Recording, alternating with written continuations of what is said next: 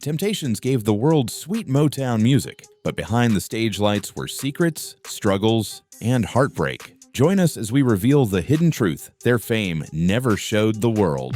The mystery we never knew. When people think of the Temptations, the first thing that comes to mind is the sparkle of their performances that comes with the glittering suits, smooth dance steps, and voices that melted together like silk. They looked untouchable, like kings of Motown who had mastered both fame and fortune. But that picture was only the surface. Beneath the lights and applause was a story far more complicated, and the truth of their journey was not nearly as golden as the records they sold. The mystery of their legacy lies in the contrast between how the world saw them and what was happening behind the curtains. At the height of their success, the Temptations were selling millions of records and filling venues across the country. Fans assumed that meant wealth and stability, but the reality was harsh. Motown was a powerful label, and while it launched artists into the spotlight, it also kept tight control of the money. Contracts often favored the company, leaving the singers with far less than people imagined. So while their songs were topping charts, some of the men were still struggling to provide for themselves and their families. This gap between public perception and private reality was painful. They had to wear fine suits and ride in style for appearances, but at times, their actual earnings barely reflected the work they put in. That strain quietly weighed on their homes and marriages, sparking conflicts that success couldn't hide. The pressure of the business also fed into deeper wounds. What made this all the more heartbreaking was the silence around it. In public, everything had to appear flawless. Motown was strict about the image of its artists. Smiles had to be bright, performances polished, and personal problems hidden at all costs. Any sign of weakness could damage the brand, so the men were forced to bury their pain under rehearsed perfection. It created a split between who they were on stage and who they were in private. On stage, they were icons, voices of joy, symbols of success. Off stage, they were human beings, drowning in pressures that few understood. That divide became a mystery to fans who never saw the full picture until the tragedies began to reveal themselves one by one. The darker truth behind their success was that fame gave them everything and nothing at the same time. They had music that defined a generation, yet the cost of maintaining that image left behind broken bodies, broken homes, and broken hearts. For every chart-topping song, there was a night spent away from a child who needed them. For every award, there was a moment of quiet pain hidden behind closed doors. The applause was loud, but the silence afterwards was even louder. The mystery that fans could never quite understand is now clear. The road to greatness for the Temptations was paved with sacrifice so heavy that it left wounds no one could see until it was too late. But to get a deeper understanding of each thing that happened to them and the sacrifices they made, we need to know how it all began. When dreams began to take shape. Eddie Kendricks and Paul Williams were just children when they discovered how beautifully their voices blended, and by the time they reached their teenage years, music had become their passion. In 1955, the two teamed up with Kel Osborne and Wiley Waller to form a little doo-wop group they called the Cavaliers. It was a modest beginning, but it gave them the confidence to believe that their voices could carry them far. Only 2 years later, Waller decided to leave, and the remaining 3 young men made a bold decision. They packed up their dreams and left Birmingham, determined to chase a bigger stage. Detroit seemed like the right place to make it happen. Once there, they rebranded themselves as the Primes under the guidance of Milton Jenkins, who pushed them toward polished performances. They quickly earned a reputation around the city for their sharp harmonies and carefully practiced moves. Jenkins, seeing their potential, even created a sister group for them, which later evolved into the Supremes. By this time, Kendricks had already won the hearts of many as the charming matinee idol, while Williams impressed crowds with his deep, warm baritone voice. At the very same time, another young dreamer, Otis Williams, was starting his own path. He had moved from Texas to Detroit to live with his mother, and by 1958 was already leading his own vocal group. That group, named Otis Williams and the Siberians, included Elbridge Al Bryant, James Pee Wee Crawford, Bernard Plain, and Arthur Walton. They even managed to record a track called Pecos Kid, with the help of a local DJ, Bristol Bryant, who ran his own label. Though it wasn't a breakout hit, it was proof that they were serious about their craft. Names shifted quickly in those early days. After Pecos Kid, they became the El Domingos. Soon after, there were changes in the lineup. Melvin Franklin came in as the deep-voiced bass, taking the place of Arthur Walton, and Richard Street stepped in for Bernard Plain as the group's new lead. With this reshuffling, they signed with Johnny May Matthews Northern Records and changed their name yet again, this time to The Distance. The Distance managed to release 2 singles, Come On in 1959 and All Right in 1960. Come On did surprisingly well in Detroit, becoming a local hit and later picked up by Warwick Records for wider release. It looked like things might finally be turning their way. But All Right, the follow-up, didn't manage to catch the same fire and sales quickly dropped.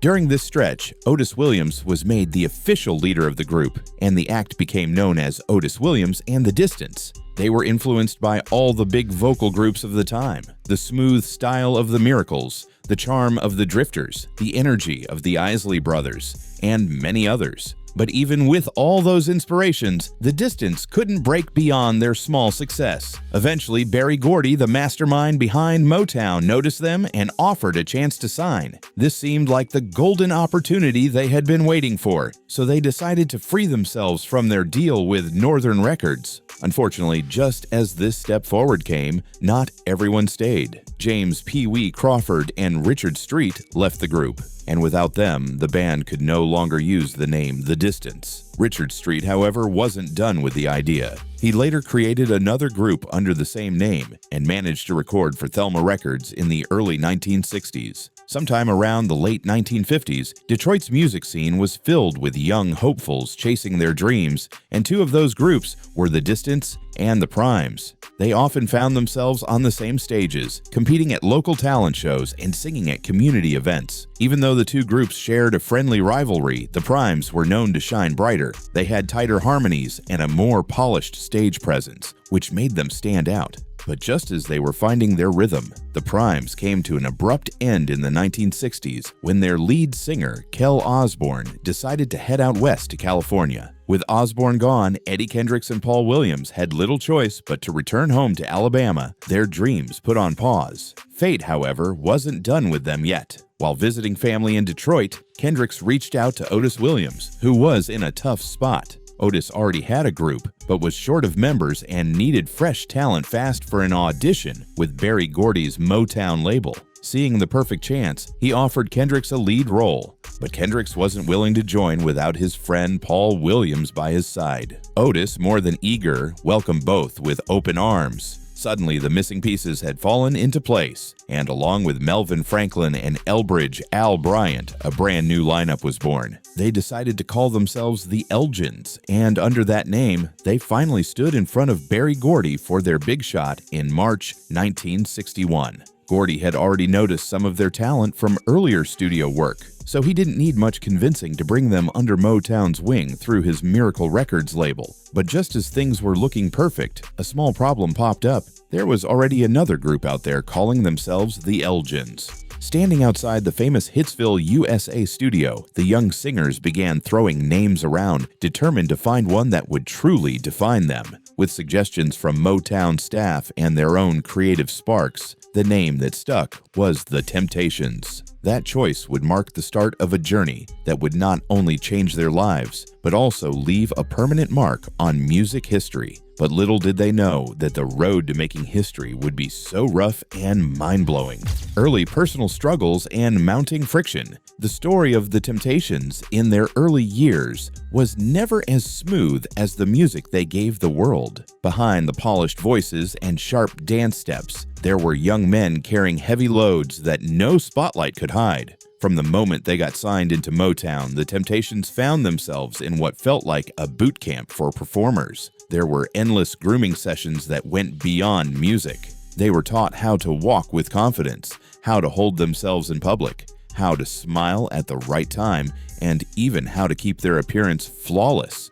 They were told they had to carry themselves like royalty because Motown demanded nothing less than perfection. It was training that shaped their image, but it also placed a new kind of pressure on their shoulders. At first, it sounded exciting. Who wouldn't want to be taught how to move and act like kings? But the reality was far from glamorous. These were young men with simple roots, and suddenly every detail of their lives was being polished under a microscope. Their posture, their clothes, their speech, even the way they greeted fans, all of it had to meet the Motown standard. On stage, they shined, but off stage, the grind was exhausting. Touring across the country meant endless nights on the road, little sleep, and long stretches away from family. There were nights they sang their hearts out to packed audiences, only to climb into cramped buses afterwards, still worrying about whether their pay would be enough to cover the basics back home. This non-stop schedule began to eat away at their unity. Tension started to creep in quietly. The group was full of strong personalities, each man carrying his own ambitions and frustrations. When money was tight and the road seemed never-ending, arguments were bound to happen.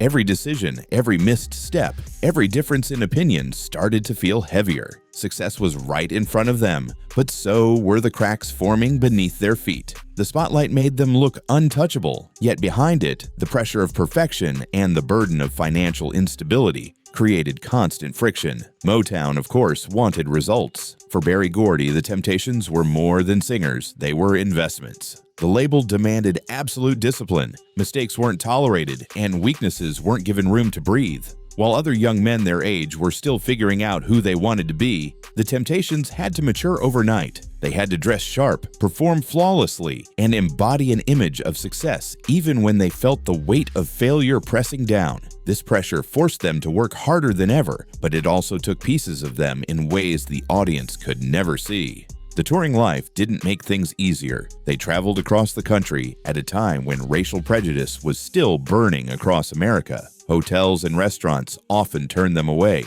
and the sting of rejection made the long nights on the road even harder to bear. They were singing songs that topped the charts, yet they were sometimes denied the very respect they deserved as human beings. These experiences added a layer of pain that success alone couldn't erase. Music was their escape, but life offstage was a constant reminder that fame didn't shield them from struggle. In the middle of it all, they leaned on each other as much as they clashed. Their brotherhood was complicated, filled with love, jealousy, loyalty, and arguments that sometimes ran deep. Each member carried his own battles, and when those battles spilled into the group, sparks flew. Still, the magic they created on stage was undeniable. They learned to channel their frustrations into their performances, using every ounce of pain, hunger, and stress to fuel the fire of their harmonies and choreography. That fire gave the world some of the greatest performances in music history, even as the men themselves were silently wrestling with exhaustion and doubt.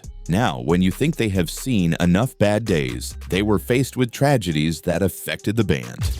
The unknown tragedies. The beauty of the Temptations' music was so powerful that it often hid the pain each man carried inside. For fans, the stage looked like a place of endless joy. 5 men dressed sharp, voices blending like silk, steps so perfectly in sync it felt like magic. But away from the applause, the story was far darker. Behind those bright smiles were battles with demons that eventually stole lives, broke friendships, and left scars that success could never heal. David Ruffin was one of the most unforgettable voices the group ever had, yet his life was haunted long before he became a star. He grew up in Mississippi, the son of a strict father who ruled with fear. That childhood trauma left wounds that never truly closed. And when he found fame instead of healing, the pain seemed to grow louder. David had everything an artist could want. He had talent, charisma, and a stage presence that drew people in like fire, but the spotlight also magnified his struggles.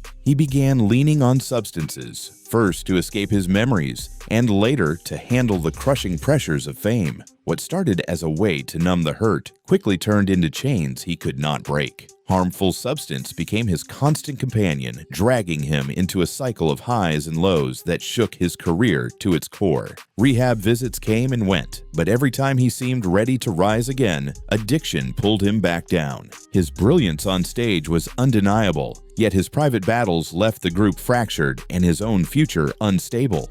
At the end of everything, The very talent that had made him a star was overshadowed by the chaos of his personal life, leaving behind a legacy filled with both triumph and tragedy. Paul Williams carried a different kind of weight, one that was just as heavy, but much quieter. He had been with the group from the very beginning, the heart and soul of their harmonies, and a man whose creativity helped shape their iconic dance routines. But Paul was also fighting battles inside his body and mind that few could see. He lived with sickle cell anemia, a painful disease that often left him weak and exhausted. On top of that, he turned to alcohol as a way to cope with both the illness and the pressures of life in the group. What made it even harder was the fact that he often had to perform while hiding his pain, smiling through nights when his body was screaming for rest. The constant touring, the stress, and the personal issues he carried weighed heavily on him.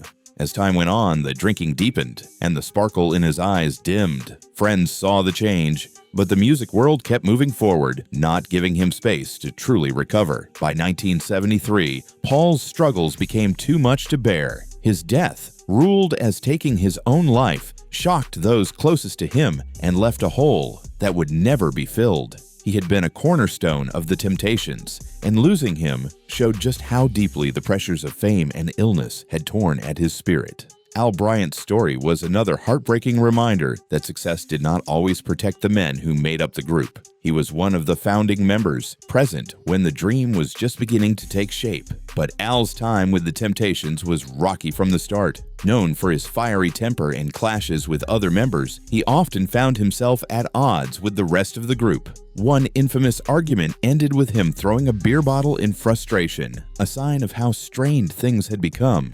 Eventually, the tensions reached a breaking point, and Al was forced out of the group. Being separated from something he had helped to build left him adrift, and his life after the Temptations never found the same rhythm. Without the spotlight, he struggled with his own demons, and alcohol became his downfall. Years later, cirrhosis of the liver claimed his life, another sad chapter in a story already lined with too much loss. Together, these stories reveal a side of the Temptations that the world rarely saw. The polished perfection of their stage performances was a shield, hiding the hurt that lived within. David, Paul, and Al were more than singers. They were men carrying wounds from their past, illnesses in their bodies, and pressures they couldn't escape. Each one tried to fight in his own way, but the cost was devastating. Fame gave them a platform, but it also magnified their pain, making every slip and every weakness harder to overcome. What fans celebrated as timeless music was born out of lives that were often anything but easy. Behind the harmonies that lifted souls, there were struggles that dragged hearts down into darkness. And the best of the struggles, they still left an indelible mark in the music industry. Overcoming the bitter experiences, the Temptations' story is not only about their own journey, but also about how they shaped music for generations after them. Their influence stretched far and wide, inspiring groups like the Jackson 5, the Stylistics, the Dramatics, Blue Magic, and even legendary rock icons such as the Beatles and the Rolling Stones. Singers and bands from different styles, R&B, pop, rock, and even reggae, took lessons from their harmonies, their stage presence, and the energy they brought into every performance. Later groups like New Edition, and even solo stars like Rod Stewart, Bob Dylan, and Hall & Oates found something in the Temptations' sound that they wanted to carry into their own music. Critics and historians have praised them not only as Motown's crown jewels, but also as trailblazers who were unafraid to evolve. They began with smooth soul ballads that melted hearts, but when the times changed, they embraced funk, social commentary, and psychedelic sounds with the same grace and perfection. Their choreography, refined and elegant but full of life, became their signature. It wasn't just singing, it was an experience. Much of this was crafted with help from Motown's creative team, including choreographer Charlie Atkins, who, along with Paul Williams, helped design the famous Temptation Walk. That strut, smooth and stylish, became instantly recognizable and set them apart as performers who blended class with excitement. Part of Motown's magic was the way it pushed for crossover success, making sure its stars could appeal to both black and white audiences. Berry Gordy was determined to polish every group into international icons. And with the Temptations, that vision worked better than anyone could have expected. Motown remained independent during their early years, handling distribution through countless small record shops and radio stations. This meant that even though the Temptations had major hit singles, their records did not earn official gold or platinum certification until Motown later joined the Recording Industry Association in 1977. Still, their songs were everywhere, spinning on radios, played at dances, and covered by countless other artists. And those covers are a story of their own. Their music lived new lives through voices like Otis Redding, Bobby Womack, and Luther Vandross. Bands like Rare Earth and UB40 brought their songs into rock and reggae. The Rolling Stones added their own edge to Temptations' hits, while Mick Jagger paired up with reggae star Peter Tosh for a reimagined version of one of their classics. The Funk Brothers, Motown's in-house band, poured their magic into many of their recordings. Even Rod Stewart took on their songs, releasing his own versions and even teaming up with the Temptations themselves in the early 90s for a single that celebrated Motown's legacy. As years passed, their catalog kept finding new voices and fresh interpretations, proving their music was timeless. The world never stopped recognizing their greatness. Rolling Stone magazine placed them among the 100 greatest artists of all time. Their home state honored them with a place in the Michigan Rock and Roll Legends Hall of Fame. And in 2013, they were awarded the Grammy Lifetime Achievement Award. That same year, they were inducted into the R&B Music Hall of Fame during its very first ceremony. These honors showed that even after decades, their impact had not dimmed. Their story was powerful enough to inspire theater too. In 2018, their lives and music became the heart of a Broadway jukebox musical, Ain't Too Proud. When it opened in 2019, it received glowing reviews and earned 11 Tony Award nominations, taking home the prize for Best Choreography. It was proof that the story of the Temptations was bigger than just records. It was art, history, and culture rolled into one. Their legacy is one of both triumph and cost. The hits remain timeless, but the memories of the sacrifices, struggles, and quiet heartbreaks remain too. And maybe that's what makes their music even more valuable, because it is a gift born from both beauty and pain. But through all the ups and downs, one thing stayed true. The Temptations created music that never faded. Their songs still feel alive today, echoing in concerts, films, and theater stages. They carried themselves with a mix of grace and grit, and while their journey was filled with struggles, their legacy remains a shining light that continues to inspire. So what do you think about the Temptations' struggles during their active years? Do you think they handled the whole situation in the right way? Let us know in the comment section. If you want more interesting revelations about your favorite celebrities, be sure to like, subscribe, and watch the next video shown on your screen. See you there.